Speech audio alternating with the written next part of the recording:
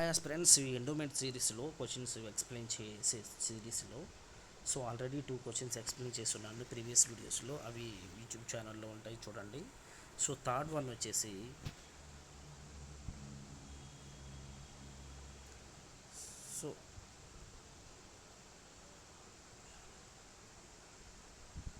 So Andhra Pradesh ధార్మిక మరియు హిందూ మతపరమైన సంస్థలు మరియు దేవాదాయ చట్టం 1987 ప్రకారం కామన్ గుడ్ ఫండ్ దేని ద్వారా ఏర్పడిన కమిటీలో ఉంటుంది?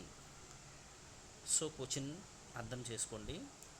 ఆంధ్రప్రదేశ్ ధార్మిక మరియు హిందూ మతపరమైన సంస్థలు మరియు దేవాదాయ చట్టం 1987 ప్రకారం కామన్ గుడ్ ఫండ్ దేని ద్వారా ఏర్పడిన కమిటీలో ఉంటుంది?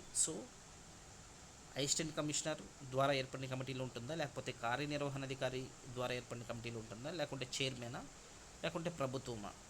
ఈ 4 ఆప్షన్స్లో మనకు వచ్చేసి కరెక్ట్ ఆన్సర్ వచ్చేసి ప్రభుత్వం ద్వారా ఏర్పడిన కమిటీలో ఈ